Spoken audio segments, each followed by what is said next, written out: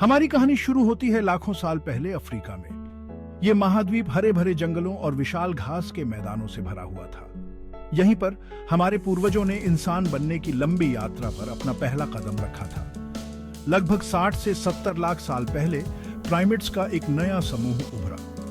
ये पहले होमिनिन थे, वो जीव जो चिंपैंजी से ज्यादा हमसे मिलते जुलते थे। वो हमारी तरह नहीं दिखते थे, वो छोटे थे, शायद बालों से ढके हुए थे और उनके दिमाग आज के वानरों से ज्यादा बड़े नहीं थे। ये शुरुआती होमिनिन सुरक्षा और भोजन के लिए अभी भी पेड़ों पर निर्भर थे, हालांकि वो जमीन पर ज्यादा समय बिताने लगे थे। यह बदलाव पर्यावरण में बदलाव के कारण आया था। जलवायु शुष्क होती जा रही थी और जंगल सिकुड़ते जा रहे थे, जिससे खुले घास के मैदानों को रास्ता मिल रहा था। इस नए परिदृश्य में चलने और भोजन खोजने के नए तरीकों की मांग थी। हमारे पूर्वजों ने इन चुनौतियों के साथ अनुकूलन किया, जिससे मानव विकास की उल्लेखनीय यात्रा का मार्ग प्रशस्त हुआ। ये शुरुआती कदम तो बस शुरुआत थे। आगे का विकासवादी मार्ग लंबा और जटिल था। इसमें शरीर की संरचना, व्यवहार और बुद्धिमत्ता में महत्वपूर्ण बदलाव शामिल होंगे।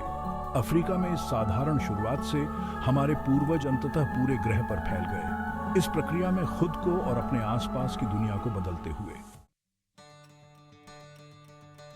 जैसे जैसे जंगल कम होते गए, हमारे पूर्वजों को नई चुनौतियों और अवसरों का सामना करना पड़ा।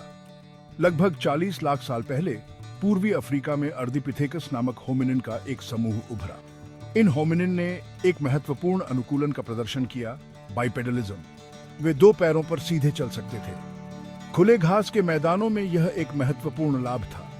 सीधे खड़े होने से वे लंबी घासों के ऊपर देख सकते थे, शिकारियों को देख सकते थे और लंबी दूरी तक अधिक कुशलता से यात्रा कर सकते थे। अब हम घास के ऊपर देख सकते थे और दूर से ही खतरों को पहचान सकते थे। इसने हमारे जीवन को थोड़ा आसान बना दिया, समझ रहे हो? शुरुआती होमिनिन का एक अन्य महत्वपूर्ण समूह ऑस्ट्रेलोपिथेकस था।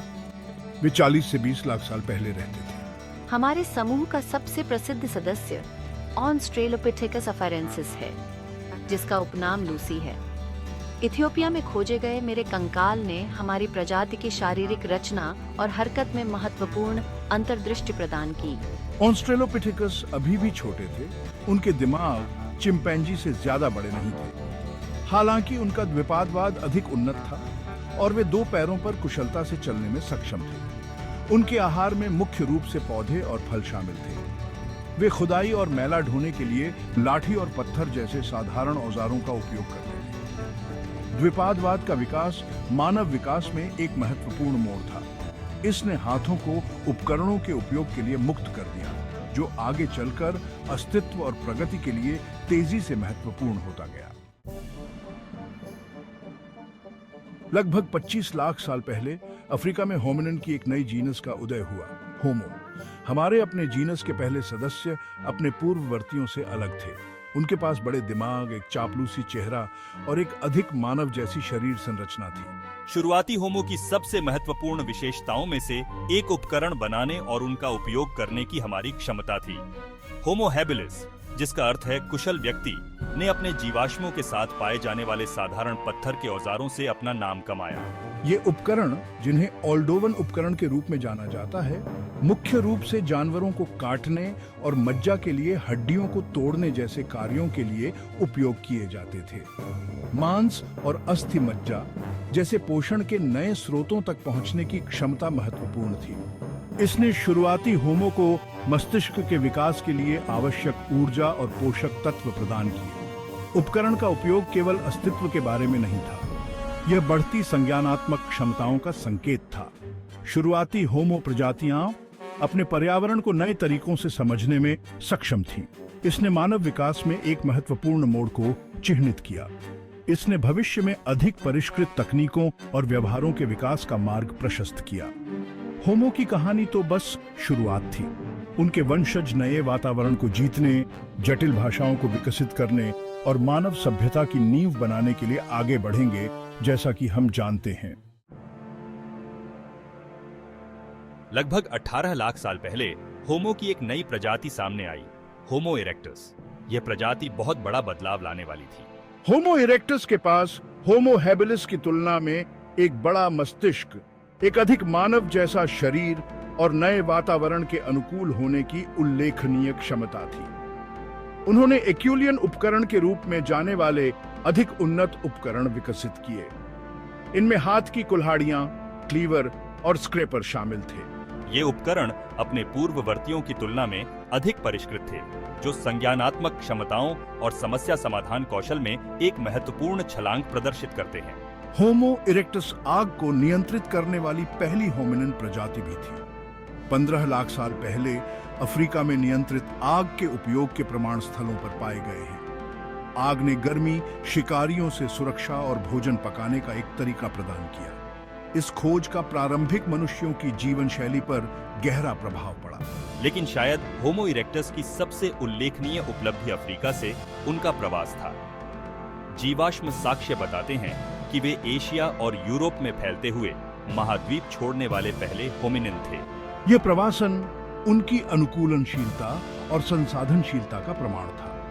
उन्होंने नए वातावरण को अपनाया, अलग अलग जलवायु का सामना किया और अपरिचित पौधों और जानवरों के साथ बातचीत की। उनकी यात्रा ने वैश्विक मानव इतिहास की शुरुआत को चिह्नित किया। जैसे जैसे शुरुआती इंसान दुनिया भर में फैलते गए, उनका दिमाग बढ़ता गया और उनकी सामाजिक संरचनाएं और अधिक जटिल होती गईं। जबकि भाषा की सटीक उत्पत्ति का पता लगाना एक चुनौती बनी हुई है। सबूत बताते हैं कि संचार के शुरुआती रूप 5 लाख से 1 लाख साल पहले उभरे थे। इस महत्वपूर्ण विकास ने मानवीय संपर्क को बदल दिया, जिससे सहयोग, ज्ञान साझाकरण और पीढ़ियों से पीढ़ियों तक संस्कृति का प्रसारण संभव हुआ।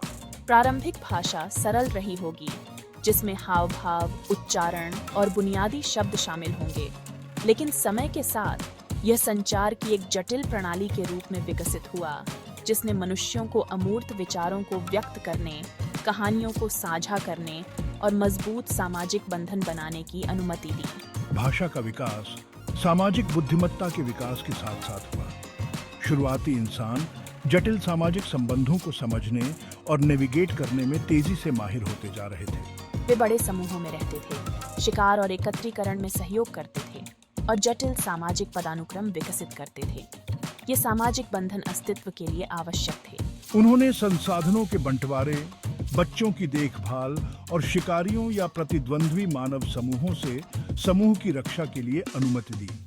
प्रभावी ढंग से संवाद करने और मजबूत सामाजिक संबंध बनाने की क्षमता हमारी प्रजातियों की परिभाषित विशेषताओं में से एक बन गई।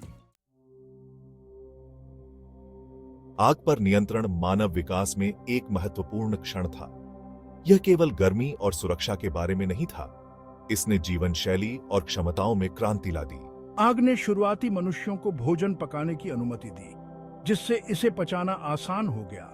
अधिक पोषक तत्व अनलॉक हुए और भोजन से होने वाली बीमारियों का खतरा कम हुआ। इस आहार परिवर्तन का मानव स्वास्थ्य और मस्तिष्क के विकास पर महत्वपूर्ण प्रभाव पड़ा। आग ने दिन को भी बढ़ा दिया। सूर्यास्त के बाद टिमटिमाती आग की लपटों ने रोशनी प्रदान की, जिससे शुरुआती इंसान देर तक जागते रहे, मेलजोल करते रहे और उन गतिविधियों में शामिल रहे जो अंधेरे में असंभव थीं। प्रकाश और गर्मी पर इस नए नियंत्रण ने प्राकृतिक दुनिया के साथ मानवीय संबंधों को बदल दिया। इसने सुरक्षा की भावना प्रदान की, जिससे शुरुआती इंसान अज्ञात क्षेत्रों में आगे बढ़ सके और वातावरण की एक विस्तृत श्रृंखला के अनुकूल हो सके। आग की महारत मानवीय सरलता और अनुकूलनशीलता का प्रमाण थी। इसने भविष्य में और भी महत्वपूर्ण तकनीकी प्रगति का मार्ग प्रशस्त किया।